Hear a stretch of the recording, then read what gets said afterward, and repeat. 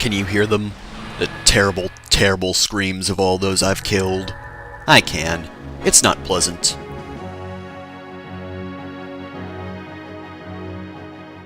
I love that old man's pose so much. Yo, Marth, we're being attacked by pirates. What's up with that? Malladus is just hanging his head for some reason. Guess he's got social anxiety and really doesn't want to be hanging around such a large group of people. I don't know where Marth's staring, though. Marth, my eyes are up here.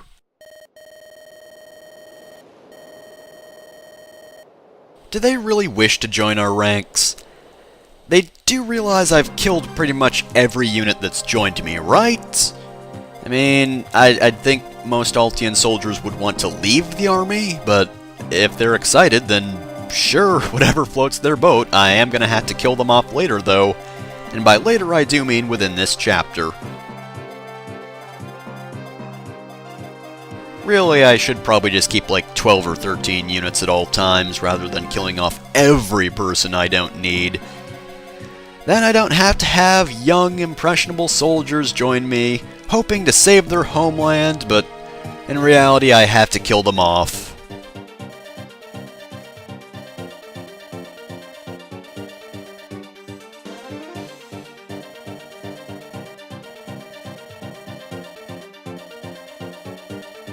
Well, yeah, but there's a mage out there and he's really scary.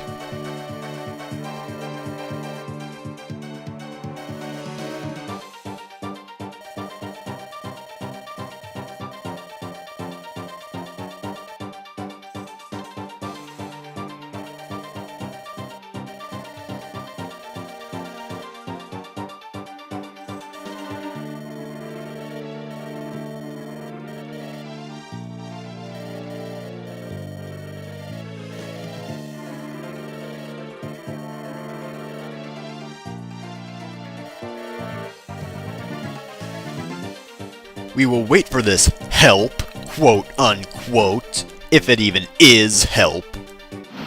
But help is indeed on its way. I don't think she's actually going to leave the village at any point. I mean, as I said before, there are no green units, so I wouldn't imagine she can just storm off and get herself killed. So we have all the time in the world to reach her, and really, this isn't a very difficult chapter at all.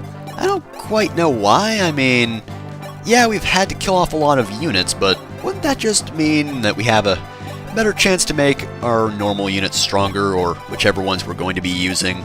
It's kind of like Pokemon, you know? If you have a larger group, you don't get as much experience per Mon, and then you end up getting a little weaker, but if you have a smaller team, then overall you get more experience per Pokemon, and that sort of thing. I don't know. I mean, I guess to be completely fair, I do stick to one group no matter what, but either way, easy chapter. You really shouldn't have much trouble with this. The enemies can be a little aggressive, like they'll charge you slightly before you get it within their range, but it's really not a problem. There aren't that many of them, their stats are really low, they're easy to take care of. Really, if you have any trouble with this whatsoever, I don't know what to tell you. Are you just using reserve units or something? I really don't know how you'd manage that, but to be completely fair, this is a pretty good chapter for experience, because a few of your units might not be the best just yet. Both Norn and Castor are both still fairly slow. I know I've gone over this before, but yeah, they're both pretty slow at the moment, so they can't really double. So they could use a bit more experience. Now, you might be wondering, should I really be using multiple of the same units? I mean, I guess technically speaking, Castor isn't the same as Norn, because they both have different classes, but they're both archers overall, so whatever. And yeah, normally I'd suggest that you actually mix up what units you use, like, I probably should have kept Drog even if he is fairly slow, because it would be good to have a knight. You know, vary it up, because you're going to be killing everyone else, you should have some good variety, but I don't know. I myself couldn't actually bring myself to kill Castor. I just can't do it, no matter what, and I can't kill Harden either. I mean, I have killed characters I like, but at the same time, there are just a few of them where I barely have the heart to kill them. So I am going to keep a few repeat units, even though I did mention that it's a bit redundant to keep Harden if you have Frey, and, well, I do have Frey. I am going to have to keep all the units that are exclusive to the Gaiden chapters, or just ones you wouldn't get normally otherwise, because they do have their own unique endings. If you know how Fire Emblem games end, you get a little blurb for each character and what they do after the war is over. So I am going to have to keep them alive just because I want to record those. This is also a chapter in which it's fairly easy to split the group. Normally, stuff like Chapter 3 happens, if you'll remember. I did send a bunch of units north, and my westward unit kinda suffered for it. Though, then again, I then proceeded to go into the next chapter and only send Ogma north, and he made it through just fine. I would suggest keeping Seda, though, for the time being. Even if you do want to use a different Pegasus Knight, you don't get a different one for quite a while, actually. It's still going to be a few chapters even after this. Can't remember which one exactly, but Pegasus Knights are pretty much your best weapons against mages, and I know I just wrecked one with Frey over there, but that doesn't always happen. You should probably keep Seda, though. Again, Seda's one of those units that I don't really have the heart to kill, so I'm probably going to keep her around anyway. And again, I do like the other Pegasus Knights, so it's going to be tough killing them too. Why, Fire Emblem? Why are you doing this to me? How could you be so cruel as to make me actively kill people off? I just don't get you. That's just the worst, man. By the way, this is one of my favorite conversations in the game.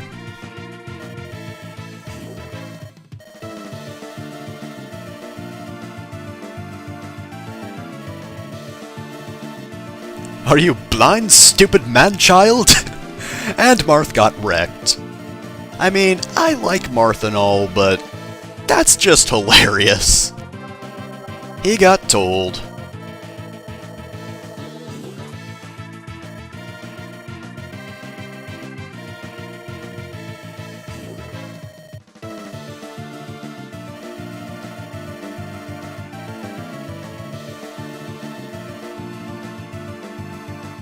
Despite what you have to do to get her, Athena unfortunately isn't quite as good as Navarre. She has excellent base stats, but unfortunately her growth rates, none of them are as good as Navarre's, so chances are he's gonna be better. Although, if you reach level 10 with him and his stats aren't as good, well, Athena's not a bad choice. And of course, if he's dead, well, she's the only Myrmidon you have at the moment, so why not go with her? Also, if you look closely, she has brown eyes and not gray eyes, so it's not quite a mythology reference, unfortunately. Now, while she's not the best unit, I did end up killing Navarre, so guess I'm gonna be using her. I mean, there are better Myrmidons, unfortunately. Slightly better. Honestly, off the top of my head, I think that Navarre is actually more or less the best one, but at the same time, I'm gonna be keeping her overall, because I like Athena, she's cool. So you will be seeing more of her. Oh yeah, and of course, as I said before, I kinda have to keep her, just because I need her ending, so no killing off Athena. Same thing goes for Norn, I need her alive as well.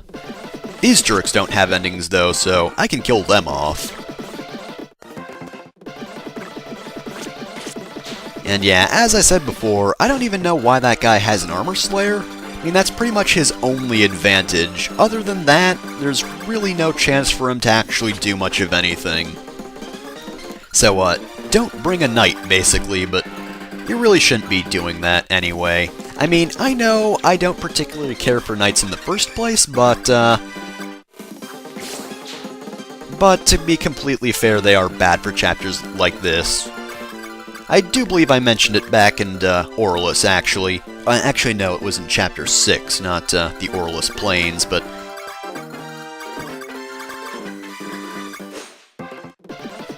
Knights are just not good at all in outdoor chapters. They do tend to fall way behind, especially in well-covered areas like this and forest areas, because they kind of get impeded by everything. So don't bring them to plains, and especially don't bring them when they're heavily forested areas, because that's just not a good idea at all. That's why I don't really care for knights at all. For pretty much most of the Fire Emblem games, I think that Awakening is one of the only games in which I actively use knights, and I actually like them in any capacity. Because, I mean, Kellum's pretty cool, and Kagel is one of my favorite characters in that game, so I definitely want to use him. Of course, part of it is they do have some pretty good skills. I do like, I believe they get Pavis and not Avis, right? Or Avice. I don't know how to pronounce that, but yeah, here, knights are just offensive, but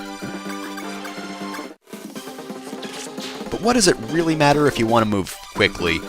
Because you do not need a defensive wall here. I'm just gonna get that out there. Really, baiting these guys out, of course, is a good idea, but there's no reason to do that slowly. You can do that at a reasonable pace, it's really not a problem. And just like that, we're pretty much done here. Other than the fact that I do actually have to kill this knight off, and like back in Chapter 1, I do have to send him to the boss myself and just have him sit there and do nothing. To be completely fair though, reserve units are good for maintaining a good supply of iron weapons. Kinda feels cruel to say it like that, but you can just unequip them and then send them to their deaths, and I got a free iron lance out of this, so hey. I think some of them also have like a devil axe, like I swear one of them oh wait, no, he didn't have a devil axe. I wanted to give him the devil axe, and I wanted to see if he'd be able to take things down with a devil axe. Like, I was gonna gamble with it. I was considering keeping a reserve unit with a devil axe and seeing if he was able to survive the whole thing, and if he would, I would let him on my team. That's like the cruelest kind of thing to do. I'm basically making him dance in order to live. Just do what I want you to do. If, and I do mean if you survive, which is unlikely, then I will give you the honor of joining my team. But unfortunately, the Devil Axe is too high a weapon level for the reserve units to use, so I didn't give it to him, and I think I just sold it off. I mean, it's not worth any money, but it's just cluttering up my inventory, and hey, I have a lot more iron weapons in my inventory now that people are rushing to their deaths and giving them to me. I feel like the world's biggest dick. It's probably why I stopped killing the clerics. I need something to clear my conscience. I mean, not that I'm doing that good a job at the moment, but hey, it's something, even if it is something small. Alright, well, that guy's dead. Let's finish this dude off. God damn it, Norn. You need more skill, both of you. At least he managed to get a hit off. Alright, well, I guess this guy's got a fair amount of luck, right? Need to look back at him again.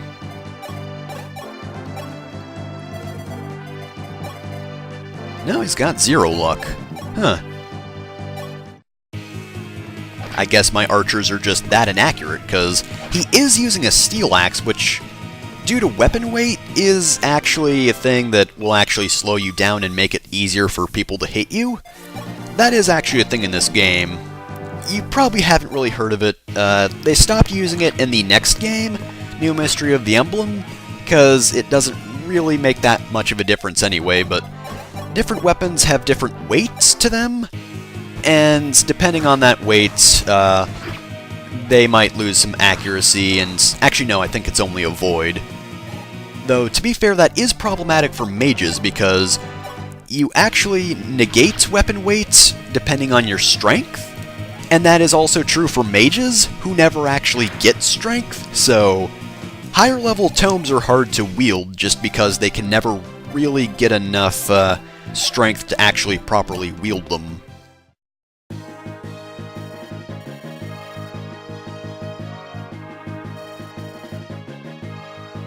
I'm a kid too!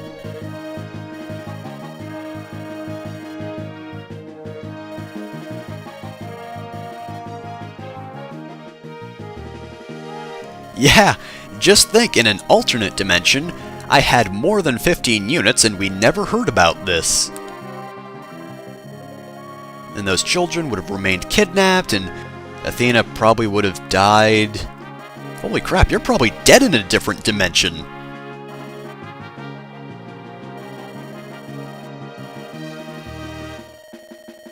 Is that your catchphrase or something? 'Cause I don't really appreciate catchphrases around here. Or maybe I do. I'm actually kind of undecided about that. I don't know.